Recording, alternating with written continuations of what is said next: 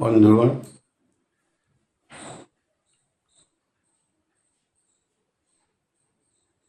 ଆଜିର ଏହି ନୂତନ କାର୍ଯ୍ୟକ୍ରମକୁ ଆପଣମାନଙ୍କୁ ସ୍ୱାଗତ। ଆଜିର କାର୍ଯ୍ୟକ୍ରମରେ ପ୍ରସଙ୍ଗ ରହିଛି ବିଜେଡି କାହିଁକି ହାରିଲା।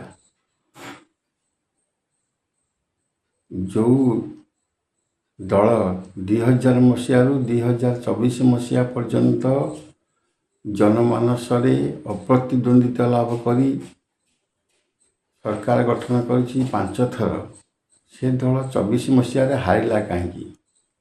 ଏହା ଏକ ପ୍ରଶ୍ନବାଚୀ। ଏହା ଉପରେ ଅନେକ ସମୀକ୍ଷା ହେଇଛି। ବିଭିନ୍ନ ଲୋକ ବିଭିନ୍ନ ପ୍ରକାର ମତାମତ ଦେଇଛନ୍ତି। ମୁଁ ମଧ୍ୟ ଏହା ଉପରେ ସମୀକ୍ଷା କରିଛି ଏବଂ ମୋର ଯାହା ଅନୁଭୂତି ତାହା ଆଜି ଆପଣମାନଙ୍କ ନିକଟରେ ଉପସ୍ଥାପନା କରୁଛି। ଆଶା କରେ ମୋର ଭିଡ଼ିଓଟିକୁ ଆରମ୍ଭରୁ ଶେଷ ପର୍ଯ୍ୟନ୍ତ ଦେଖିବେ ଏବଂ ସୁଚିନ୍ତିତ ମତାମତ କମେଣ୍ଟ ମାଧ୍ୟମରେ ଜଣେଇବେ, ଯାହାଫଳରେ ମୁଁ ଆଉ ଅଧିକ ଭିଡ଼ିଓ କରିବା ପାଇଁ ଇଚ୍ଛା ପ୍ରକାଶ କରିବି। ଆଜିର ଆଲୋଚନାର ଉଦ୍ଦେଶ୍ୟ ରହିଲା ଯେ ଯେଉଁ ଦଳ ଏତେ ଜନପ୍ରିୟତା ଲାଭ କରିଥିଲା ସେ ଦଳ ଆଜି ହାରିଲା କାହିଁକି? ତାର ଏକମାତ୍ର ଉତ୍ତର ହେଉଛି ଦଳୀୟ କର୍ମୀମାନଙ୍କ ମଧ୍ୟରେ ଅସନ୍ତୋଷର କାରଣ। ଏଇଠି ମୁଁ କହି ରଖୁଛି, ପ୍ରତ୍ୟେକ ଦଳର ତାର ସଂଗଠନକୁ ନେଇ ବଞ୍ଚେ। ଯେଉଁ ଦଳର ସଂଗଠନ ଯେତେ ସୁଦୃଢ଼ ସେ ଦଳ ସେତେ ସଂଗଠିତ ଏବଂ ଲୋକମାନଙ୍କର ପ୍ରିୟଭାଜନ ହୋଇ ନିର୍ବାଚନରେ ଅବତୀର୍ଣ୍ଣ ହୁଏ ଏବଂ ନିର୍ବାଚନ ଜିତିଗଲା ପରେ ସେ ଦଳ ସରକାର ଗଠନ କରେ। 2024 ମସିହାରେ ଯେଉଁ ନିର୍ବାଚନ ହୋଇଥିଲା ସେ ନିର୍ବାଚନରେ ଅନ୍ୟ ବିରୋଧୀ ଦଳମାନଙ୍କ ଅପେକ୍ଷା ବିଜେଡ଼ିର ଜନପ୍ରିୟତା ଯଥେଷ୍ଟ ଅଧିକ ଥିଲା, ତାପରେ ବି ସେ ହାରିଗଲା। କାରଣ ହେଲା ପ୍ରତ୍ୟେକ ରାଜନୈତିକ ଦଳ ଭିତରେ ଯେଉଁ ସଂଗଠନ ଥାଏ ତାହା ମଧ୍ୟରେ 3 ପ୍ରକାର କର୍ମୀ ଥାନ୍ତି। ଗୋଟିଏ ଥାନ୍ତି ଆଗଧାଡ଼ିର କର୍ମୀ, ଯେଉଁମାନେ ନେତାମାନଙ୍କର ବିଭିନ୍ନ ସଭା ସମିତିରେ ଭାଗ ନିଅନ୍ତି, ଓତପ୍ରୋତ ଭାବରେ ସେମାନଙ୍କ ସହିତ ଜଡ଼ିତ ହୁଅନ୍ତି। ଆଉ ଗୋଟିଏ କର୍ମୀ ରହିଲେ ପଛଧାଡ଼ିର କର୍ମୀ, ଯେଉଁମାନେ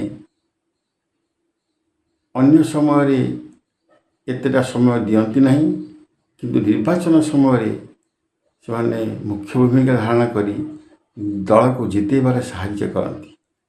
ଆଉ ଯେଉଁମାନେ ରହିଲେ ନୀରବ କର୍ମୀ, ସେମାନେ ସାଧାରଣତଃ ଭୋଟ ସମୟରେ ନିଜ ଦଳକୁ ଭୋଟ ଦିଅନ୍ତି। ଏବେ ଦେଖାଗଲା ଯେଉଁମାନେ ସବୁ ପଛଧାଡ଼ିର କର୍ମୀ ସେମାନେ ଦଳୀୟ ଅସନ୍ତୋଷର ଶିକାର ହେବା ଫଳରେ ସେମାନେ ବିଜେପିକି ଭୋଟ ଦେଇଦେଲେ, ଯାହାଫଳରେ ଦଳଟି ହାରିବାର ସମ୍ମୁଖୀନ ହେଲା। ଦୀର୍ଘ 5 ବର୍ଷ ଧରି ଆଗଧାଡ଼ିର କର୍ମୀମାନଙ୍କର ଅବହେଳା ଏବଂ ନେତାମାନଙ୍କର ଉପେକ୍ଷାକୁ ସହି ନ ପାରି ସେମାନେ ରାଗି ବିଜେପିକି ଭୋଟ ଦେଲେ, ଯାହାଫଳରେ ବିଜେଡ଼ି ଦଳ ହାରିବା ସୁନିଶ୍ଚିତ ହେଲା। ସାଧାରଣ କଥା, ଗୋଟିଏ ନିର୍ବାଚନ ମଣ୍ଡଳୀରେ 200ରୁ 230ରୁ 250 ପର୍ଯ୍ୟନ୍ତ ଥାଏ ବୁଥ୍। ଯଦି ଗୋଟିଏ ବୁଥରେ 10-20ଟି ଭୋଟ ପଛଧାଡ଼ିର କର୍ମୀଙ୍କର ଅସନ୍ତୋଷର ପ୍ରଭାବରେ ବିଜେପିକି ଚାଲିଯାଏ, ତାହେଲେ ଅନୁମାନ କରନ୍ତୁ 5000 ଭୋଟ ବିଜେପିକି ପଳେଇଗଲା। ଫଳରେ ତଫାତ 10,000 ହେଇଗଲା।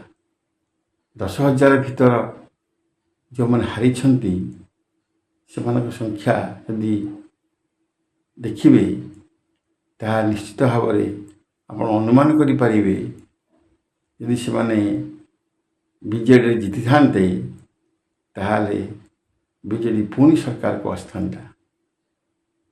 ଏମାନେ ସେ କାମ କଲେ ନାହିଁ, ଯାହାଫଳରେ ଦଳ ଆଜି ହାରିବାର ସମ୍ମୁଖୀନ ହେଲା। ମୁଁ ଏ ବିଷୟରେ ବିଜେଡ଼ିର ପଛଧାଡ଼ିର କର୍ମୀ ଏବଂ ବିଜେପିର କର୍ମୀମାନଙ୍କୁ ପଚାରିଛି। ବିଜେପି କର୍ମୀ କହିଲେ ବିଜେଡ଼ି ଆମକୁ ସାହାଯ୍ୟ କଲା ଏବଂ ବିଜେଡ଼ି କର୍ମୀ କହିଲେ ଆମେ ଆଗଧାଡ଼ିର କର୍ମୀମାନେ ଯେଉଁ ନେତାମାନଙ୍କ ଆଗରେ ନିଜର ବାହାଦୁରୀ ପଣିଆ ଦେଖାଉଥିଲେ ତାଙ୍କୁ ପାନେ ଦେବା ପାଇଁ ଆମେ ବିଜେପିକି ଭୋଟ ଦେଲୁ। ନେତା ଜାଣନ୍ତୁ ଦଳର ଅବସ୍ଥାରେ ଆମର ଭୂମିକା କ'ଣ। ଏହି ହେଉଛି ଗତ ନିର୍ବାଚନର ସମୀକ୍ଷା। ତେଣୁ ଏହାକୁ ଯଦି ଆପଣମାନେ ଠିକ୍ ଭାବରେ ଗ୍ରହଣ କରିବେ, ବିଚାର କରିବେ, ଆପଣଙ୍କ ମତାମତ କମେଣ୍ଟ ମାଧ୍ୟମରେ ଜଣାଇବେ।